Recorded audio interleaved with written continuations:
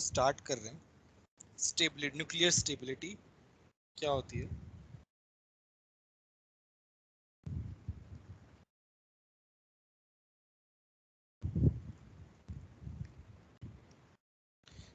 हमारे पास ही न्यूक्लियस है, ठीक है, मतलब ये एटम है और यहाँ पे हमारा न्यूक्लियस है।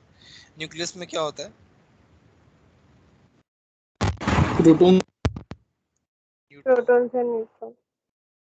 Right, we have proton, we have neutrons. Neutrons का कोई चार्ज नहीं होता, प्रोटॉन्स का कौन सा चार्ज होता है? पॉजिटिव चार्ज होता है। So if we see nucleus के अंदर ओनली पॉजिटिव चार्ज है, राइट?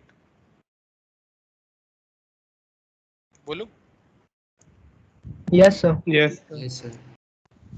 सो न्यूक्लियस के अंदर ओनली पॉजिटिव चार्ज है, तो don't you think there will be lot of repulsion because of that? Yes sir. Yes but nucleus is considered to be stable. Yes sir. Yes sir. So यहाँ पे जो है, ये जो कॉन्ट्रडिक्शन आ रहा है कि प्रोटॉन्स की वजह से रिपल्सिव फोर्स आ रहा है बट फिर भी न्यूक्लियस स्टेबल है, ऐसा क्यों हो रहा है? तब यहाँ पे एक एक्स्ट्रा फोर्स की बात की, नए फोर्स की बात की, जिसे बोलते हैं हम न्यूक्लियर फोर्स। न्यूक्लियर फोर्स क्या करता है? न्यूक्लियर फोर्स जो है वो प्रोटॉन्स और न्यूट्रॉन्स के बीच में रहता है, जो कि न्यूक्लियस को स्टेबल बनाता है। एक extra nuclear force, nuclear attraction force है, जो कि न्यूक्लियस के अंदर ही लगता है प्रोटॉन्स और न्यूट्रॉन्स के बीच में, जिसे हम क्या बोलते हैं? Nuclear force. वो क्या कर रहा है? वो इसे एक्स्ट्रा स्टेबिलिटी प्रोवाइड कर रहा है। वो क्या कर रहा है? एक्स्ट्रा स्टेबिलिटी प्रोवाइड कर रहा है। ये वाली बात समझ में आई कि नहीं? यस तो यहाँ पे मैं लिख रहा हूँ stability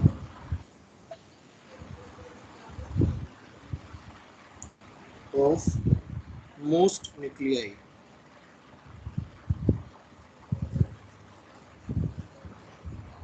of most stable elements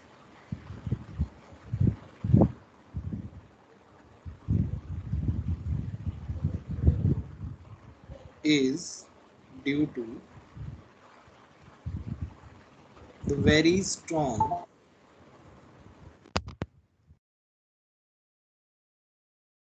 strong nuclear forces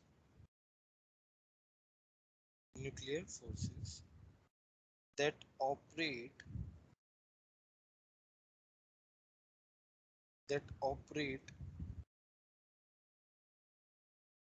within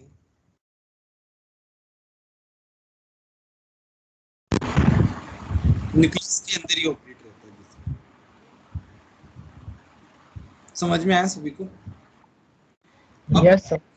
ये तो बात हुई स्टेबिलिटी, बट जो रेडिएशन, ये रेडियो एक्टिव एलिमेंट रहते हैं वो क्या रहते हैं? वो अनस्टेबल रहते हैं। बोलो। यस। Yes sir.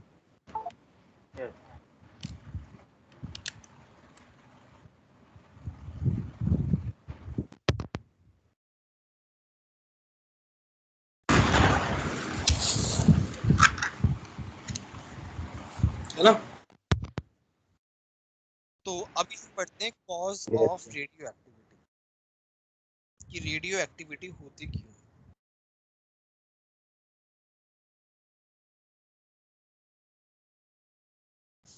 अभी क्या है, तुमने देखा होगा कि जब हमने 9th-10th क्लास में पढ़ा था तो प्रोटॉन्स और न्यूट्रॉन्स का नंबर ऑलमोस्ट सिमिलर रहता था, राइट? Yes yes sir. अच्छा, जो रेडियो एक्टिव एलिमेंट्स होते हैं वो क्या होते हैं? उनका एटॉमिक नंबर ज्यादा रहता है। फॉर एग्जांपल यूरेनियम है ना, थोरियम है। तो बेसिकली इनका क्या है, एटॉमिक नंबर ज्यादा रहता है और ये हायर एलिमेंट्स ही होते हैं। तो क्या रहता है कि इनमें न्यूट्रॉन्स एंड प्रोटॉन्स का जो रेशियो रहता है वो बिगड़ जाता है। न्यूट्रॉन्स एंड प्रोटॉन्स का रेशियो जो है ना वो बहुत मैटर करता है। लेट्स से सो अभी हमने क्या कहा, टू मेक न्यूक्लियस स्टेबल, है ना। न्यूक्लियस स्टेबल बनाने के लिए न्यूक्लियर फोर्स की रिक्वायरमेंट है। न्यूक्लियर फोर्स कैसे होता है, वो प्रोटॉन्स एंड न्यूट्रॉन्स के कॉम्बिनेशन से बनता है। नाउ प्रोटॉन्स एंड न्यूट्रॉन्स का कॉम्बिनेशन अगर जो है वो गड़बड़ हो जाए तो अनस्टेबिलिटी आ जाएगी। Yes. Yes. So let's say we have neutrons बहुत ज्यादा न्यूट्रॉन्स है, या फिर बहुत ज्यादा प्रोटॉन्स है, या तो बहुत ज्यादा न्यूट्रॉन्स है या फिर बहुत ज्यादा प्रोटॉन्स है। न्यूट्रॉन्स कम और ज्यादा हैं कंपैरेटिवली, तो उस केस में जो बैलेंस है वो क्या हो जाएगा, गड़बड़ हो जाएगा। Yes, sir. तो न्यूक्लियर फोर्स जो स्टेबिलिटी फोर्स है वो मेंटेन नहीं कर पाएगा उस केस में। तो उस केस में वो हमारा जो एलिमेंट है that will be unstable, and because of that unstability it emits radiation, that is the cause of radioactivity. मैं एक बार लिख रहा हूँ इस चीज को, पहले बताओ ये समझ में आया कि नहीं आया, न्यूट्रॉन्स एंड प्रोटॉन्स का Yes. रेशियो। सर हाँ हाँ बोलो। सर न्यूक्लियर फोर्स एग्जिस्ट कैसे करता है? बेसिकली इसका मतलब, इसके बारे में, ये जो है न्यूक्लियर फोर्स, ये साइंटिस्ट ने एक तरीके से वो किया है, इस पे क्या नाम है, थियोरेटिकली ही मान के चले हैं। और बाकी इस फोर्स के बारे में जो मतलब क्वांटिटेटिवली जो है ना, वो अभी हमारे सिलेबस में नहीं है, वो आई थिंक हायर स्टडीज पे ही आता है। क्वांटिटेटिव डिस्क्रिप्शन हमें नहीं दिया है, तुम्हारे सिलेबस, जेईई के सिलेबस में नहीं है वो। ओके मैं इसमें लिखवा रहा हूँ।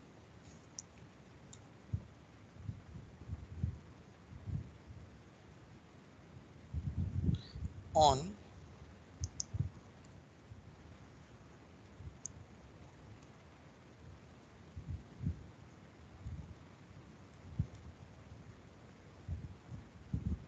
observing the elements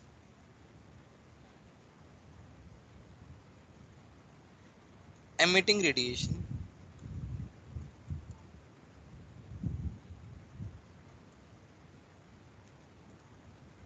scientists found that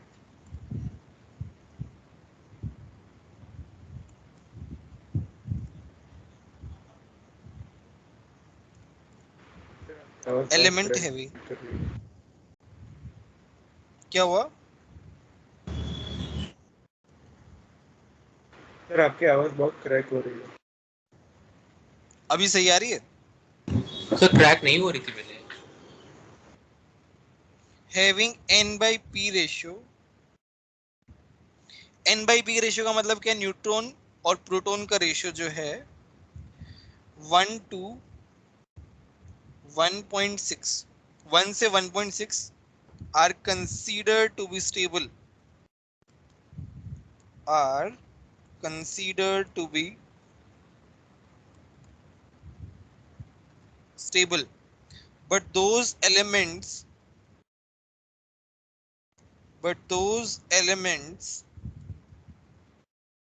whose n by p less than 1 and n by p greater than 1.6 are found to be unstable,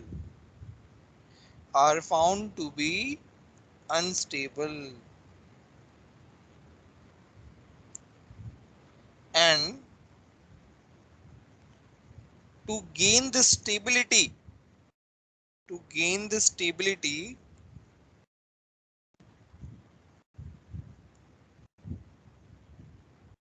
they emit radiation.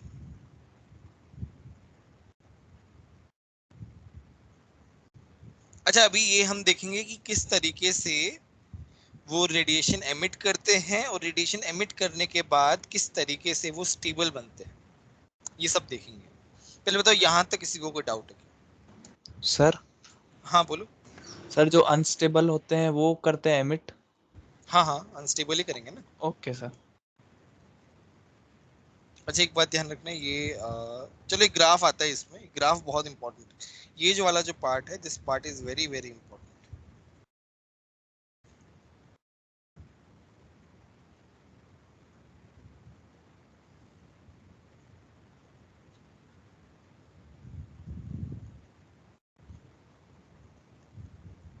तो ये जो जोन बनाया है मैंने, this is called zone of stability.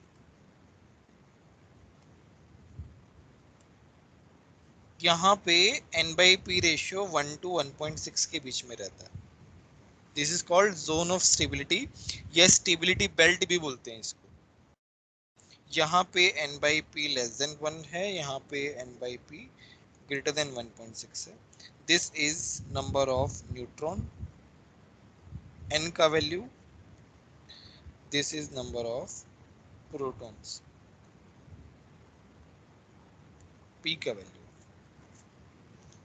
ठीक है, तो इस जोन के अंदर अगर रहता है मेरा एलिमेंट, मतलब रेशियो जो है, तो वो स्टेबल है।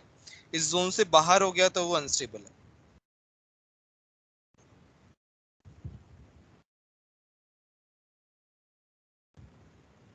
बोले यहाँ तक किसी को कोई डाउट है क्या? No sir. No No, sir. No, sir. No sir. चलो अभी हम देखते हैं किस तरीके से N/P ज्यादा है या कम है। डायग्राम बना लिया ये सभी ने? Yes, sir. केस 1 है N/P रेशियो इज हाई। इसका क्या मतलब है? What does this that mean? N/P ratio ज्यादा होने का क्या मतलब है? न्यूट्रॉन्स ज्यादा हैं, तो मतलब न्यूट्रॉन्स को क्या करना पड़ेगा? कम करना पड़ेगा। अब हम Yes. देखते हैं कि न्यूट्रॉन्स को कम कैसे करते हैं। तो इसमें क्या होता है, जब N/P रेशियो ज्यादा होता है तब N/P ratio is decreased by emission of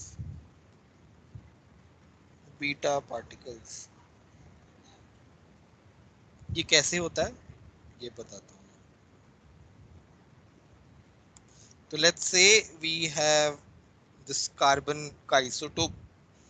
तो यहाँ पे N/P कितना है बताओ? 8/6। बोलो। तो अब न्यूट्रॉन्स ज्यादा है ना, अभी न्यूट्रॉन्स मुझे कम करने हैं, तो मैंने क्या कर दिया, यहाँ पे मैंने बनाया है, तो यहाँ पे न्यूट्रॉन्स देखो कम कर दिया मैंने। N/P रेशियो कितना हो गया? 7/7। तो यहाँ पे मैंने क्या किया, मुझे क्या करना पड़ा, मुझे एटॉमिक नंबर ज्यादा करना पड़ा, मुझे प्रोटॉन ज्यादा करना पड़ा। तो मुझे अब प्रोटॉन कम करना पड़ेगा। तो प्रोटॉन कम कैसे हो सकता है? बीटा पार्टिकल से। ये मेरा क्या है? Beta particle. या फिर हम इसे ऐसे भी लिख सकते हैं कि जब भी हमें न्यूट्रॉन को कम करना है तो हम क्या करते हैं, प्रोटॉन बढ़ा देते हैं और बीटा पार्टिकल रिलीज कर देते हैं। This is the general equation for decrement.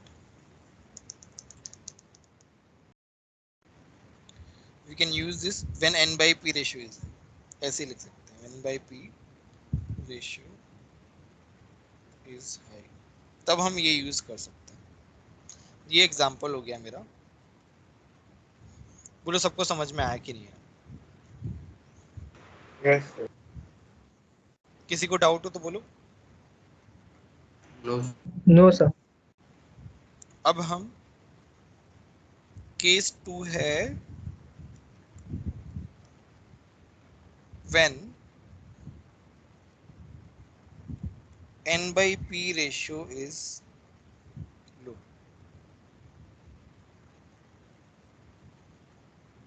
तो N/P रेशियो कम करने के लिए काफी सारे तरीके हैं। तो यहाँ पे मैं लिख रहा हूँ which all methods are used। N/P ratio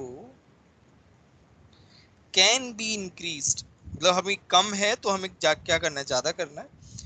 can be increased by emission of alpha particles, पॉजिस्ट्रॉन के बारे में बताऊंगा मैं, एंड k इलेक्ट्रॉन कैप्चर। दो नई टर्म आई हैं अभी, तो उन दोनों के बारे में बताऊंगा।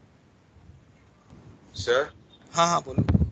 सर इसका मतलब कभी कुछ ऐड होता ही नहीं है, हमेशा सब निकलता ही है, मतलब हमेशा। हाँ हाँ हमेशा रेडिएट ही होता है, रेडिएट ही होता है बेसिकली। सो पहला केस हम ले रहे हैं अल्फा पार्टिकल्स का, जो कि हमने ऑलरेडी पढ़ भी रखा है थोड़ा बहुत, हीलियम पार्टिकल्स जो है।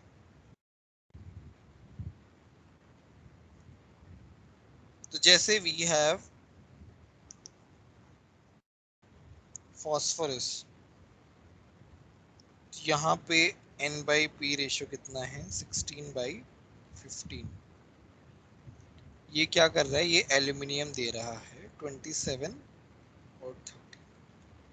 यहाँ पे मेरे पास क्या है, हीलियम। देखो यहाँ पे 15 है, यहाँ पे 13 + 2 15 हो गया, 31, 27 + 4 31। बोलो समझ में आया कि नहीं है। तो यहाँ पे हीलियम पार्टिकल रिलीज हो रहा है और यहाँ पे N/P रेशियो देखो बढ़ गया है, यहाँ पे हुआ 14/13। 14/13 जो है वो ज्यादा है 16/15 से। बोलो समझ में आया कि नहीं है। यस। एक और एग्जांपल लेते हैं which is quite famous और very very important for your exam, और आता ही रहता है यूरेनियम वाला। तो यूरेनियम है 23892। सर एक क्वेश्चन था मेरा। एक मिनट। तो ये क्या कर रहा है, थोरियम को रिलीज कर, थोरियम दे रहा है बेसिकली। थोरियम क्या होता है, 90 होता है, 234 होता है, और यहाँ पे मेरे अल्फा पार्टिकल जो है वो रिलीज हो रहा है। तो यहाँ पे मेरे पास N/P रेशियो की बात करें तो ये है 146/92 विच इज 1.58। यहाँ पे है 144/90 विच इज 1.6। तो N/P ratio has been increased. बोलो अतुल्य क्या बोल रहे थे। सर जो पहला वाला एग्जांपल अल्फा पार्टिकल में, उसमें सर पहले से स्टेबल तो है, तो सर उसको और स्टेबल करने के लिए उसने एमिशन किया है। हाँ बट ये ऊपर वाला रेडियो एक्टिव नहीं है, वो तो एग्जांपल लेने के लिए है। Okay sir. नहीं सर, मतलब क्योंकि this is just an 15 example, ये तो रेडियो रेंज एक्टिव में नहीं होना है। इसलिए। Sir okay sir. ये मतलब वो रेडियो एक्टिव स्पॉन्टेनियसली होता नहीं है, मतलब वो ऊपर वाला। नहीं, ऊपर वाला तो मैंने ऐसे ही लिख दिया एग्जांपल के लिए। फास्फोरस थोड़ी रेडियो एक्टिव होता है। सर हाँ हाँ बोलो। सर मतलब हम ऐसा कह सकते हैं ना कि यूरेनियम भी आर्टिफिशियली रेडियो एक्टिव है, क्योंकि नॉर्मली वो ऑलमोस्ट स्टेबल ही है। ऐसे तो कह सकते हैं स्टेबल है, लेकिन थोड़ा सा उसको रेडिएशन देंगे तो वो मतलब शुरू कर देगा रेडिएट करना। नहीं यूरेनियम रेडियो, अच्छा तुम 1.6 की बात कर रहे हो। हाँ सर। वो एक आइडियल रेंज है, उसके मतलब आसपास रहेगा ना, जैसे 1.6 के आसपास, तो वो हो भी सकता है। हाँ वो हार्ड एंड फास्ट वाला वो नहीं है 1 से 1.6। Okay sir.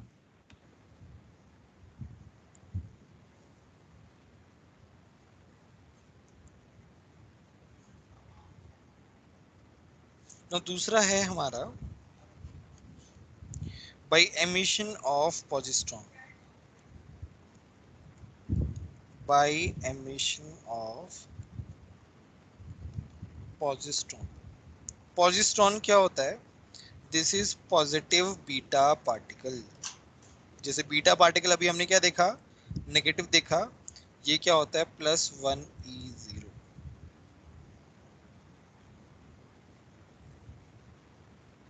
ये तुम्हारा पॉजिटिव बीटा पार्टिकल होता है। इलेक्ट्रॉन का भाई बोलते हैं एक तरीके से इसको। जैसे ये तो तुम्हारा इलेक्ट्रॉन हो गया, ये तुम्हारा पॉजिस्ट्रॉन हो गया। बहुत कम होता है, मतलब इतना ज्यादा नहीं होता है, इसीलिए इतना फेमस नहीं है। बेसिकली आर्टिफिशियल रेडियो एक्टिविटी की बात करते हैं ना, तब ये पिक्चर में आता है पॉजिस्ट्रॉन generally. So you have this compound, this isotope of nitrogen whose ratio is 6/7 N/P, which is very less। और मैं क्या कर रहा हूँ, अब मुझे क्या करना है, N/P रेशियो कम करना है ना। तो मुझे क्या करना पड़ेगा, मुझे एक तरीके से प्रोटॉन बेसिकली मैंने कम कर दिए, तो n/p रेशियो ज्यादा हो गया। देखो प्रोटॉन कम करूंगा तो यहाँ पे एक प्रोटॉन बढ़ाना पड़ेगा, तो वो कैसे बढ़ेगा, पॉजिट्रॉन से बढ़ेगा। ये वाली बात समझ में आई कि नहीं आई बताओ? Yes sir.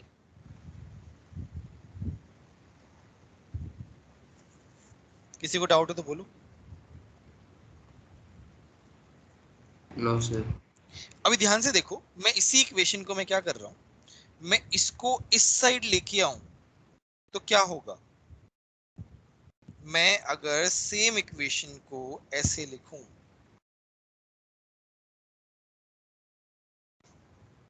क्या अभी भी ये बैलेंस्ड है?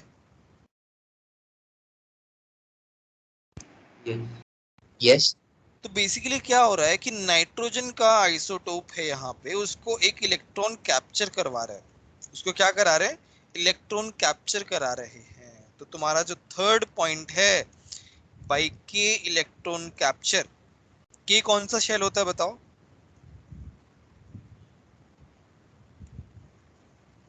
एस। के कौन सा वाला शेल होता है? फर्स्ट शेल होता है, के एल एम एन। तो बेसिकली क्या कर रहे हैं हम, इलेक्ट्रॉन को यहाँ पे कैप्चर करा रहे हैं, तो जिसकी वजह से मेरा n/p रेशियो क्या हो गया, ज्यादा हो गया। ये मैंने एक एग्जांपल लिया है इस तरीके से। जैसे पॉजिट्रॉन जो है वो इस तरीके से है, और ये एक तरीके से कॉम्प्लीमेंट्री है ना। तो इनमें कुछ ज्यादा कुछ खास नहीं है, दोनों जो मेथड है ना, वो दोनों method generally artificial radio activity के बारे में ही आते हैं। जनरली बहुत कम केसेस में यूज होते हैं, इसलिए इतने फेमस भी नहीं है। तो इसमें एक एग्जांपल और है,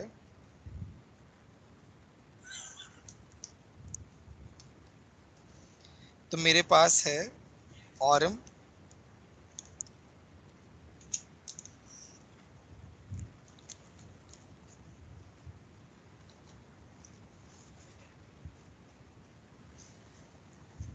और यहाँ पे मेरा है ये 79, और ये क्या कर रहा है, एक इलेक्ट्रॉन कैप्चर कर रहा है, और मेरे पास क्या बन रहा है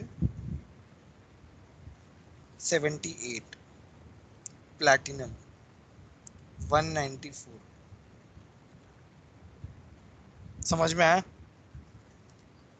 yes.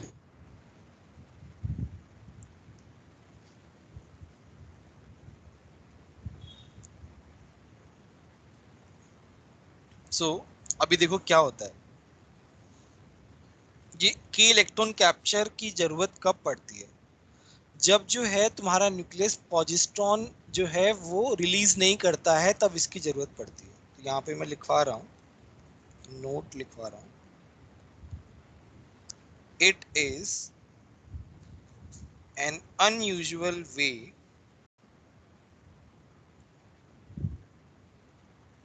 when nuclei does not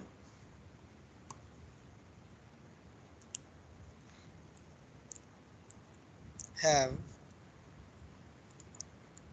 sufficient energy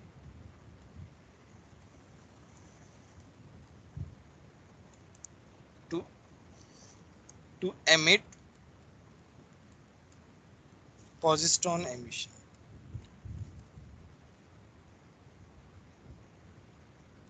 तो जैसे तुम्हारा क्या है, ये तुम्हारा न्यूक्लियस है, ये तुम्हारा क्या है, के शेल है। तो न्यूक्लियस क्या करता है, इस के शेल से इलेक्ट्रॉन को एक्सेप्ट कर लेता है इस तरीके से। तो ये क्या मैं लिख रहा हूँ, न्यूक्लियस कैप्चर इलेक्ट्रॉन फ्रॉम के शेल।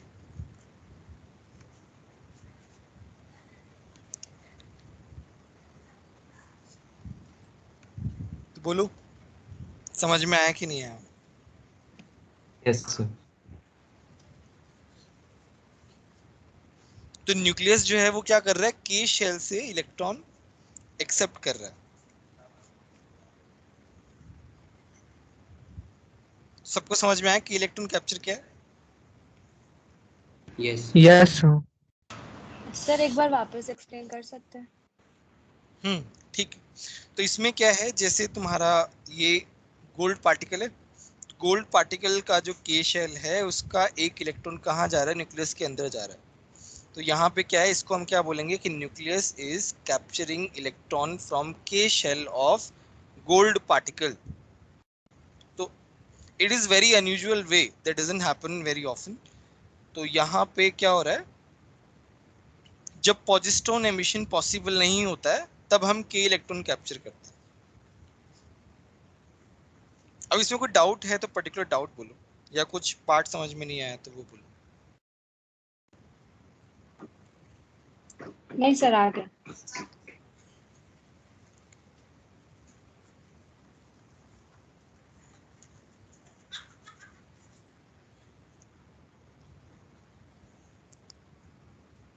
बोलो समझ में आया कि नहीं आया? Yes, आ sir. गया Yes. किसी को भी डाउट हो तो बोलो।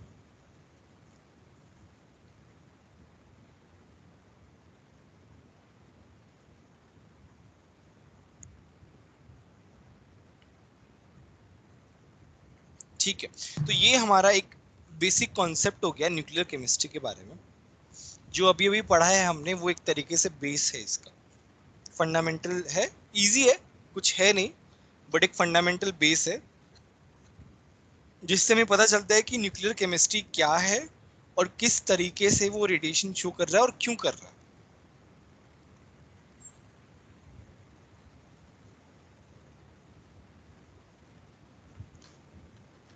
फिजिक्स में भी वैसे न्यूक्लियर केमिस्ट्री आएगा, न्यूक्लियर फिजिक्स आएगा बेसिकली। सीखने को मिले।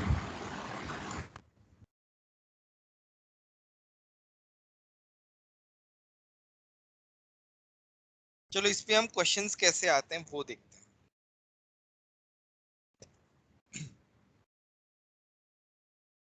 तो अभी हम एक कंक्लूडिव पॉइंट, कंक्लूजन लिखते हैं बेसिकली।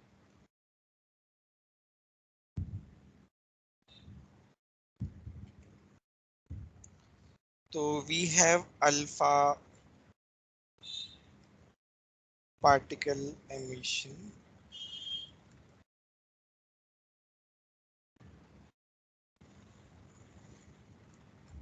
तो यहाँ पे है ए जेड, वाई है a-4 z-2 प्लस 2 4। तो this is parent element,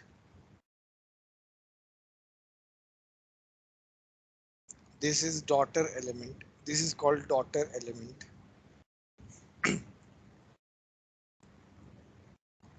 this is alpha particle। तो यहाँ पे z तुम्हारा क्या होता है, जब भी अल्फा पार्टिकल एमिशन होता है तो z 2 से कम होता है और a 4 से कम होता है। ये तुम्हें ध्यान रखना है, इसके बेसिस पे क्वेश्चन आते हैं, क्वेश्चंस भी करेंगे हम। जो हम न्यूक्लियाई बोलते हैं, एलिमेंट बोलते हैं, उनको हम डॉटर एलिमेंट या डॉटर न्यूक्लियाई बोलते हैं। बट हाँ, यहाँ पे ये बहुत गलत है कि ये लोग डॉटर यूज कर रहे हैं, मतलब हम सन न्यूक्लियाई, सन एलिमेंट इस तरीके से नहीं बोलते।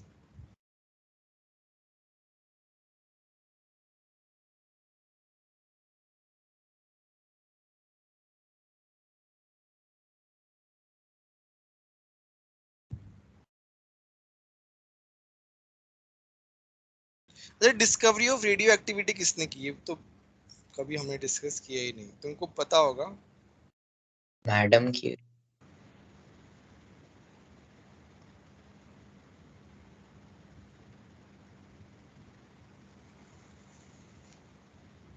Madam Curie. तो बेसिकली मेनली तो हम लोग क्या नाम है, क्यूरी और बेक्यूरेल करके एक साइंटिस्ट थे, उन्होंने भी काफी कुछ बताया इसके बारे में। रदरफोर्ड ने भी कुछ कुछ चीजें बताई। तो बट क्यूरी को मतलब जो है सबसे ज्यादा जो है स्टार्ट जो किया था वो क्यूरी ने किया था। उसके बाद में सब लोगों ने अपना अपना जो है वो दिया था।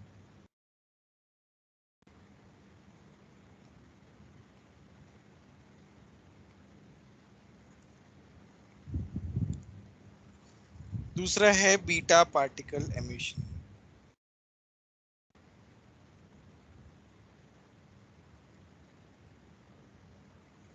यहाँ पे है हमारे पास ए जेड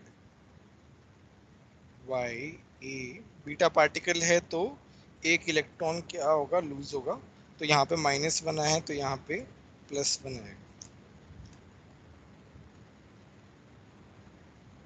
सर इसका कोई एक्सप्लेनेशन है? किसका? मतलब बीटा पार्टिकल अल्फा पार्टिकल का? मतलब ये इनका सिंबॉलिक रिप्रेजेंटेशन के बारे में, नहीं सर, आइडेंटिटी के बारे में। कैसे होता है और लाइक उसका एक्सप्लेनेशन है क्या कोई? कैसे होता है मतलब? Form, I think not form but like आपने ये जो लिखा है वो उसका एक्सप्लेनेशन है क्या? इसका कि सिर्फ डायरेक्ट, हाँ ऐसे आपने जो फॉर्म में लिखा है उसका कोई एक्सप्लेनेशन है कि ऐसे डायरेक्टली लिखता है? सो बेसिकली दिस क्या नाम है, -1 जो है वो तो चार्ज बताता है हमें, तो हमने देखा था कि वो पॉजिटिव प्लेट की साइड जा रहा है, तो वो तो क्या हो गया, नेगेटिव हो गया। दूसरा हमने ये भी देखा कि एटॉमिक नंबर जो है वो यहाँ पे बढ़ रहा है, इसका मतलब -1 है और इसका जो है 0 ही कंसिडर करते हैं। रिएक्शन के बेसिस पे डिसाइड किया गया। Okay sir, okay.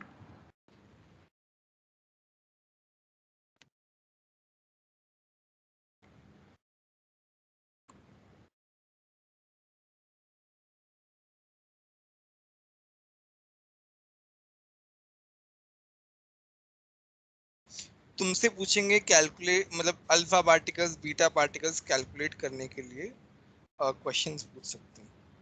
इसका एक फॉर्मूला भी है, फॉर्मूला भी लगा सकते हैं और हम वैसे भी बोल सकते हैं, दोनों ही चीज़ों से कर सकते हैं।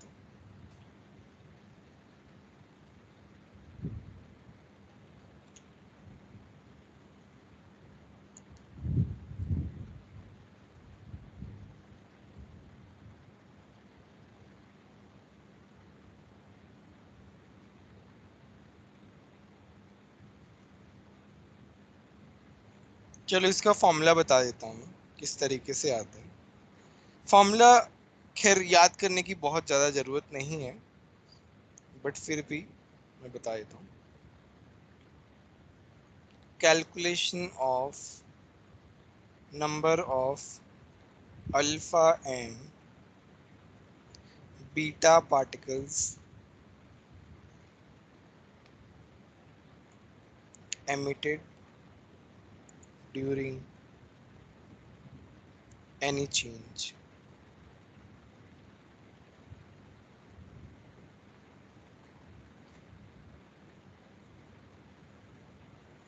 तो यहाँ पे मेरे पास मैं बहुत वेरिएबल ले रहा हूँ, तो ये मैंने वेरिएबल लिया है, दूसरा मैंने लिया है कि x अल्फा पार्टिकल्स जा रहे हैं और y जो है बीटा पार्टिकल्स जा रहे हैं। तो याद रखना सबसे पहले हम क्या करते हैं, एटॉमिक नंबर बैलेंस करते हैं। हम क्या करते हैं, एटॉमिक नंबर बैलेंस करते हैं। तो वो कैसे होगा, z equal to z1 plus 2x minus y. mn molecular mass balance करते हैं। a equal to a1 plus 4x plus 0। तो यहाँ से x कितना आ गया, a माइनस a1 बाई 4। तो पहले हम क्या निकालते हैं, पहले हम ये करते हैं, ये वाला सॉल्व करते हैं। यहाँ से हमारे पास क्या आ जाता है, this will give us number of alpha particles. तो सबसे पहले हम क्या करते हैं, नंबर ऑफ अल्फा पार्टिकल्स निकालते हैं, फिर हम निकालते हैं number of beta particles. x आ गया तो y भी आ जाएगा ऊपर से, तो y क्या आ जाएगा, z1 minus z plus a minus a1 by, बोलो समझ में आया कि नहीं? Yes sir. फॉर्मूला आ गया हमारे पास, दो फॉर्मूलाज आ गए। ये फॉर्मूलाज नहीं भी याद करो ना तो भी तुम लॉजिकली बता सकते हो, ऐसा कुछ खास नहीं है। काफी सारी जगह तो ये फॉर्मूलाज लिखे ही नहीं है, मतलब बहुत सारी बुक में, मैंने तो कोई भी बुक में नहीं देखा। को बहुत ज्यादा एलिबरेटिव बुक्स होती हैं उनमें ही लिखा हुआ रहता है। चलो इसके ऊपर हम क्वेश्चन करते हैं।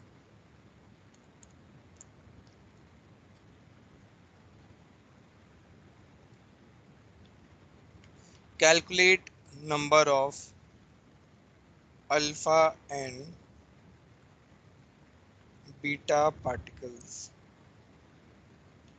in the following change. So we have 238 uranium 92, 82 lead 206 plus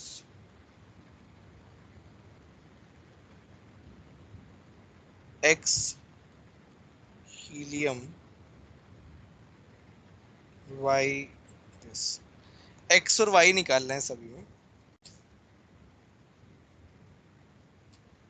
दूसरा है मेरे पास 93 निप्टोनियम 237, 83 bismuth 209 plus X2He 4 plus Y minus 1.0।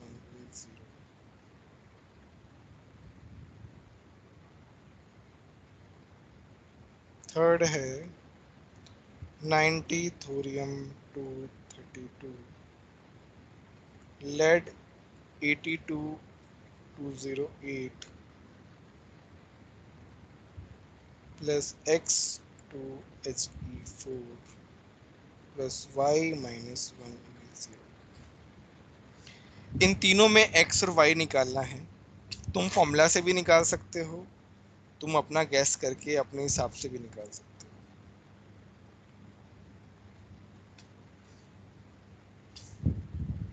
चलो हम इसको x1 y1 बोल देते हैं, इसको x2 y2 बोल देते हैं, इसको x3। सब लोग इनकी वैल्यूज जो है चैट बॉक्स में लिखो।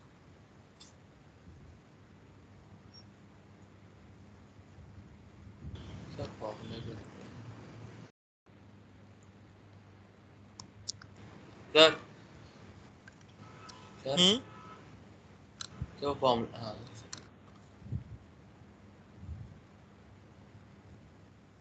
कैसे डन।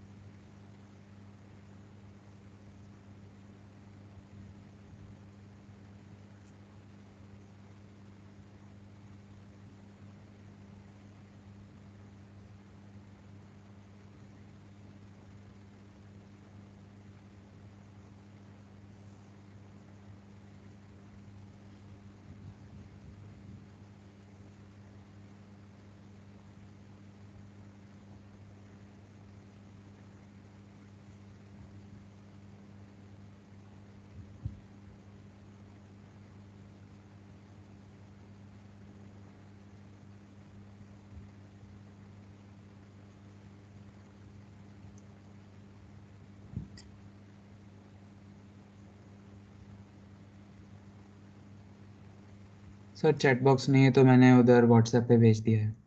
हाँ मतलब इट्स ओके, मतलब व्हाट्सएप पे मत भेजो तुम, चैट बॉक्स नहीं है तो it's fine.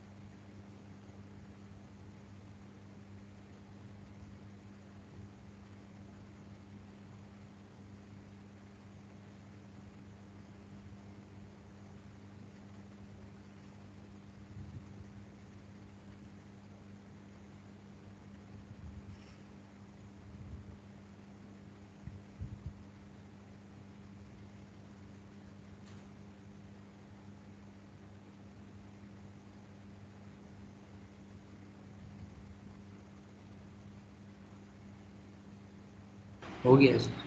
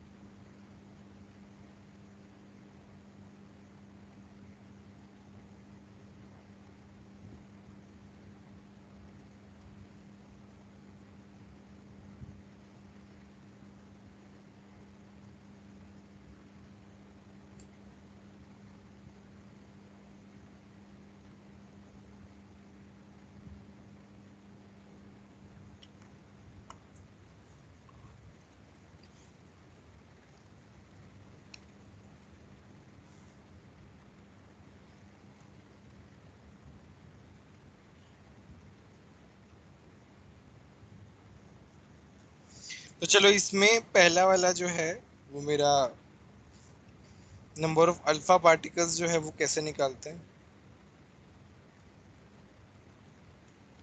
A minus E1, तो ए मेरा क्या है 238 माइनस E1 कितना है 206 अपॉन 4, कितना आ गया ये 8 आ गया। तो मतलब y जो है ये ठीक है, तो मेरे पास कितना बच गया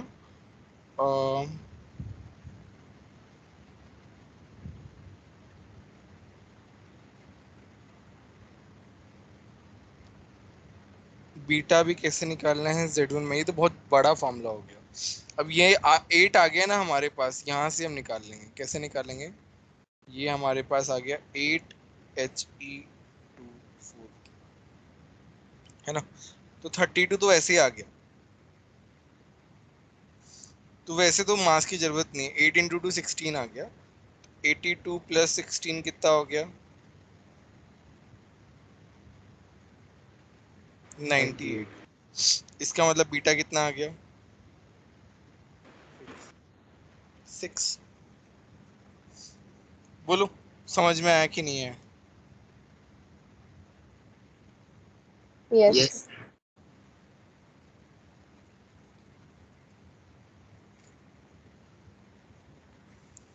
यहाँ पे सेकंड वाले के लिए हम कैसे निकालेंगे? तो मेरे पास अल्फा कितना आ जाएगा 237 माइनस 209 डिवाइड बाई 4, कितना आ गया ये 7 आ गया। तो इसका मतलब 7 × 2 2 कितना हो गया 14 हो गया। डिफरेंस कितना है 10 का है। 93 माइनस 83, 10 का डिफरेंस, तो कितना आ गया 4। तो ये क्या आ गया बीटा। बीटा कितना आ गया बताओ 4। थर्ड वाला देखते हैं। थर्ड वाले में अल्फा कितना है 232 माइनस 208 डिवाइड बाई 4, कितना आ गया ये 7 आ गया, 6 आ गया। बीटा जो है डिफरेंस कितना है 10 का, 10 माइनस यहाँ पे कितना हो गया, डिफरेंस 10 का है क्या? इसे 12 का इस बार 12 8 का 8 और वो 90 और 82। लेड का 82 ही होता है क्या?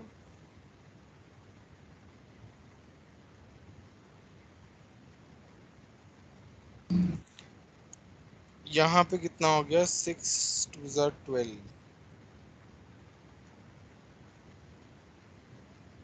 अच्छा 10 बाद में माइनस होता है ना, बाद में पहले 12 माइनस 10, सॉरी 12 माइनस 8, राइट। 8 का डिफरेंस कैसे आया 90 माइनस 82, 4 आ गया। बताओ ये वाली बात समझ में आई कि नहीं? यस। यस।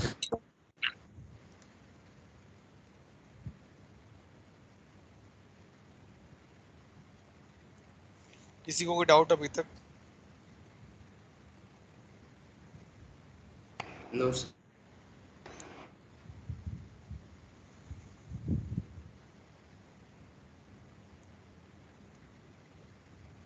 ठीक है,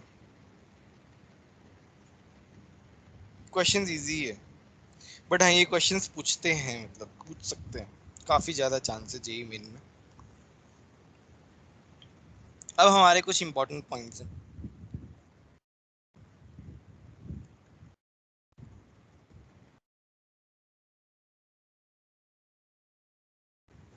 The ratio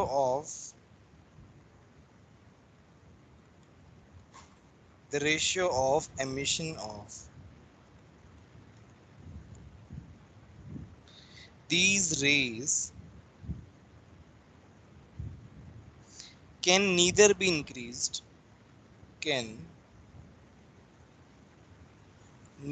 be increased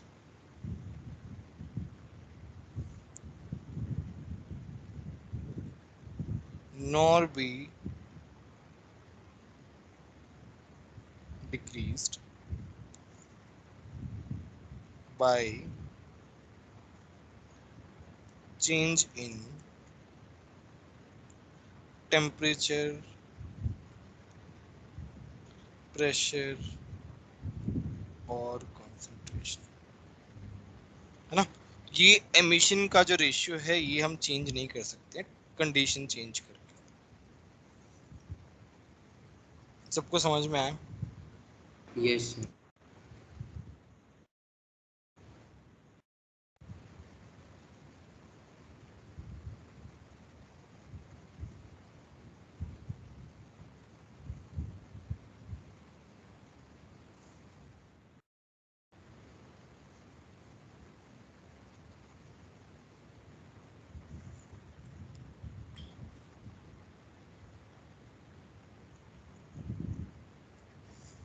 दूसरा है radio active change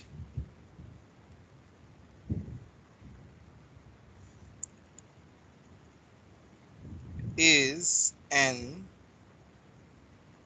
irreversible process।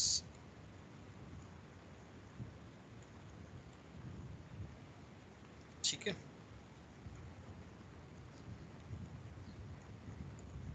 Next आता है magic sir number. Radio active reactions के लिए भी सेम कह सकते हैं ना कि हाँ इरिवर्सिबल। हाँ एक ही बात है, सेम थिंग। मैजिक नंबर क्या होता है? The nuclei with 2, 8, 20, 28, 50, 82 and 126 neutrons or protons are particularly stable।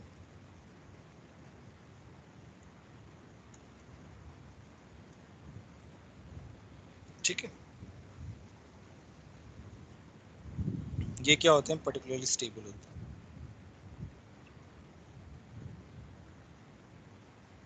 Sir ऐसा नहीं, मतलब सिर्फ यही में। नहीं, इसका कोई लॉजिक नहीं है, ये मतलब ऐसा देखा गया है, ऑब्जर्वेशन बेसिस है। एक्सपेरिमेंट। ऑब्जर्वेशन के बेस पे है। जैसे तुम्हारा लेड जो है वो क्या रहता है? 82 और 208 हैज 2 मैजिक नंबर। इसमें क्या रहते हैं? 82 प्रोटॉन्स होते हैं एंड 126 न्यूट्रॉन्स होते हैं। तो यहाँ पे क्या है? डबल मैजिक नंबर है। तो ये क्या होता है? एक्स्ट्रा स्टेबल होता है। तो दिखा होगा हर जगह पे लेड ही निकलता है। जो तुम्हारा दूसरा प्रोडक्ट में एलिमेंट होता है वो क्या होता है? लेड ही होता है।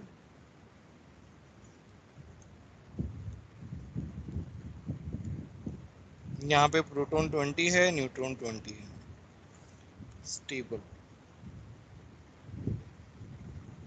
बोलो समझ में आया कि नहीं आया? Yes sir.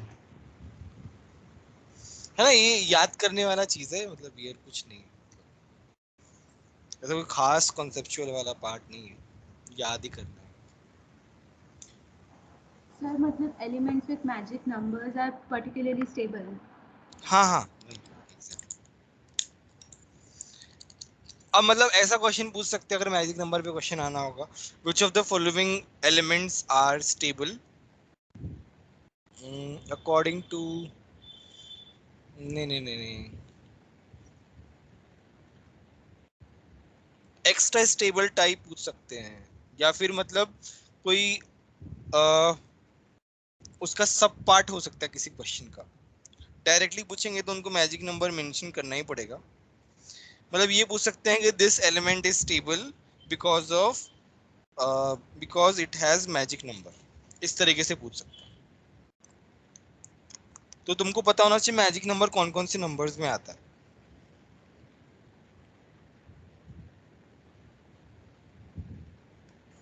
तो याद करने वाला चीज है वो, तो कुछ इसमें कोई बहुत भारी कॉन्सेप्ट नहीं है।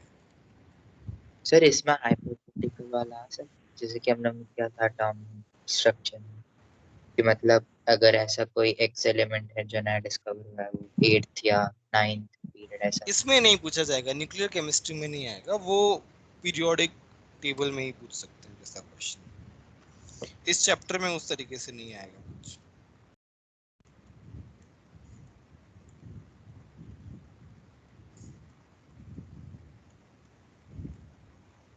रेडियो एक्टिव डिसइंटीग्रेशन सीरीज, इसके बारे में देखते हैं।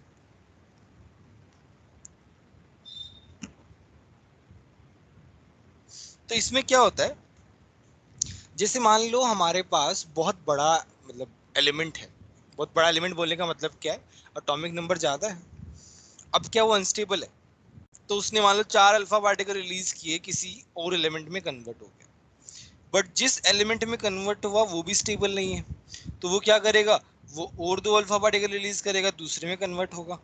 और ये प्रोसेस कब तक चलता जाएगा, जब मेरा डॉटर न्यूक्लियाई स्टेबल ना बन जाए।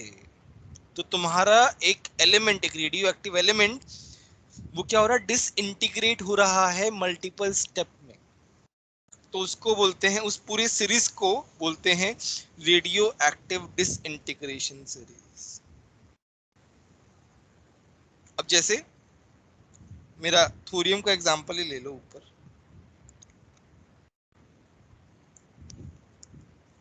तो तुम्हें क्या लगता है एक ही बार में ये लेड में कन्वर्ट हो गया? फिर पहले एक अल्फा रिलीज करेगा, फिर दूसरा करेगा, फिर बीटा करेगा, फिर अल्फा करेगा, इस तरीके से आएगा ना। तो मेरे पास एक पूरी सीरीज मिलती है उसमें, उस सीरीज को बोलते हैं radio active disintegration series.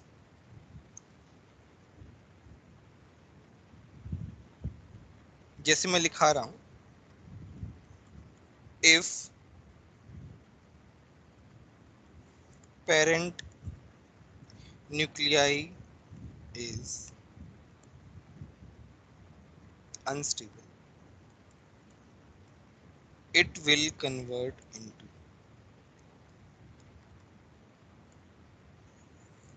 daughter nuclei.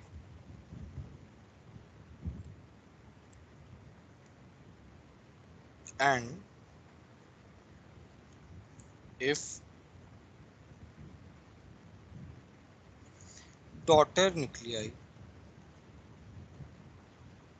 is unstable,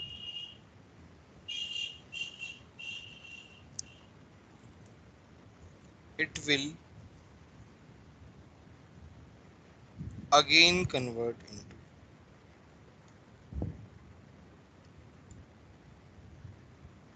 further daughter nuclei. And this process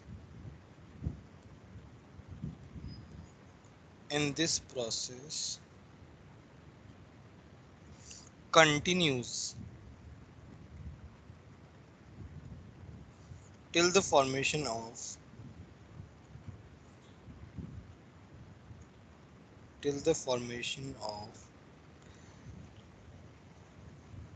stable elements.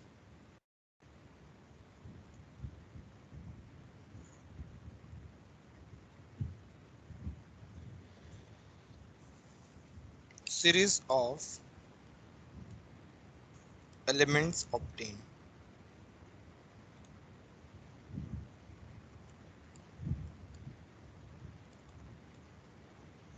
from unstable radioactive elements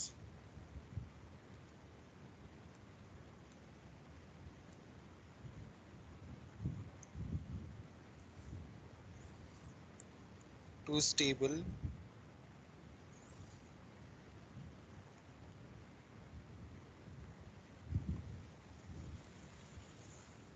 non-radioactive element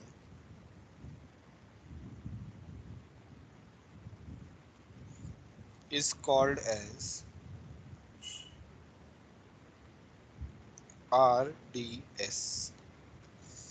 ये वो वाला RDS नहीं है केमिकल काइनेटिक्स वाला, ये वाला RDS है, ठीक है। तो इसमें क्या हो रहा है, एक न्यूक्लियाई दूसरे न्यूक्लियाई में, दूसरे न्यूक्लियाई तीसरे न्यूक्लियाई में, और ये चेन चलती जा रही है जब तक कि स्टेबल प्रोडक्ट ना मिल जाए। तो उस पूरी सीरीज को हम क्या बोलते हैं, रेडियो डिसइंटीग्रेशन सीरीज। बताओ ये वाली बात समझ में आई कि नहीं आई? Yes sir. Yes, sir. तो अभी मैं ये टेबल बना रहा हूँ, सीरीज का नाम है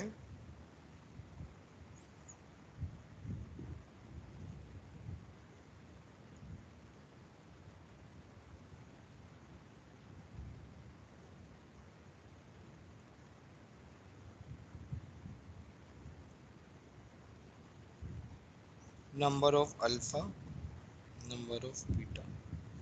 इसके ऊपर क्वेश्चन आएगा तो जेई मेंस में आएगा, है ना। जेई एडवांस में अगर क्वेश्चन आएगा या तो फिर बहुत ही ज्यादा कॉन्सेप्चुअल आएगा जिसके चांसेस थोड़े कम हैं, या फिर मैथमेटिकल फॉर्मेट में आएगा, या केमिकल काइनेटिक्स को ऐड करके आएगा। 4n जो है, इस सीरीज को हम बोलते हैं थोरियम सीरीज। ये है 232 thorium 90, last element 208 lead 82 6 4n कैसे आया, 232 से। तो हमारे पास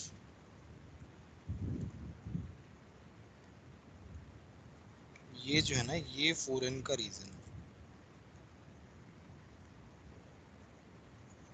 तो यहाँ पे आएगा 4n+1, ये है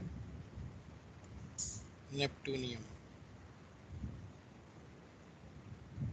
तो ये है 237, निकल 93, ये है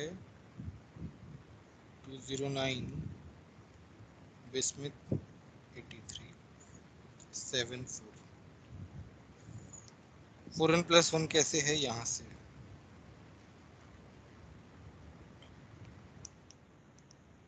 फिर है 4n+2, इसको हम बोलते हैं यूरेनियम। तो ये है 238 यूरेनियम 92, 206 लेड 82, ये है 8, ये है 6, ये है 4n+3 एक्टिनियम।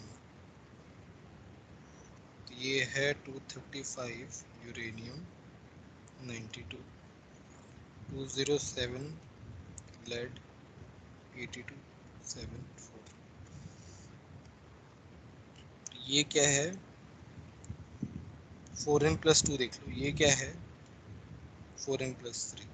तो इसमें क्या होता है, ये जो मेरा 4n वाला सीरीज है ये नेचुरल होता है, ये आर्टिफिशियल होता है। नेपटूनियम वाला सीरीज जो है ना वो आर्टिफिशियल होता है। ये भी नेचुरल होता है 4n+2 वाला यूरेनियम वाला, ये भी नेचुरल रहता है।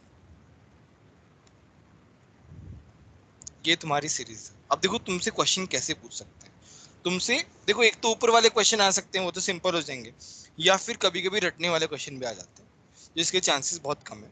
वो ऐसा पूछ सकते हैं in uranium series what is the number of beta particle? तो तुम्हें याद होना चाहिए 6। तो वैसे तो जैसे ये वाला हम क्वेश्चन कर ही चुके हैं, थ्योरियम वाला, यूरेनियम वाला भी तुमको पता है, ये एक्टिनियम सीरीज में आता है, ये थोड़ा ध्यान रख लेना। कि यहाँ पे निकल नहीं है यार, ये निप्टेनियम है, निकल क्यों लिख दिया?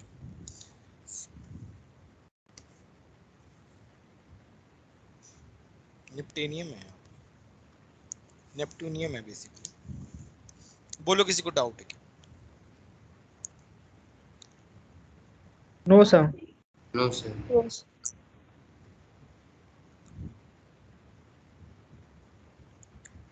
ठीक है।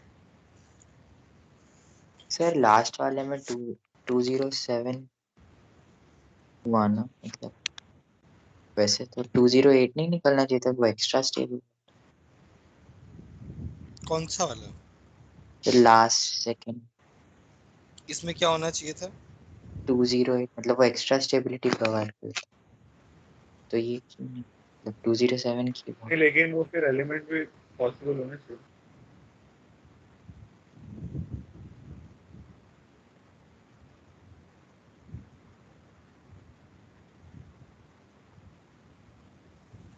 नहीं, एक्सपेरिमेंटल है ना यार वो तो।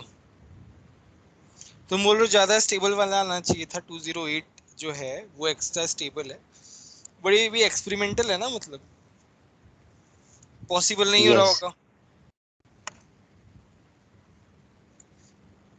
जैसे यहाँ पे पॉसिबल हो गया तो यहाँ बन गया।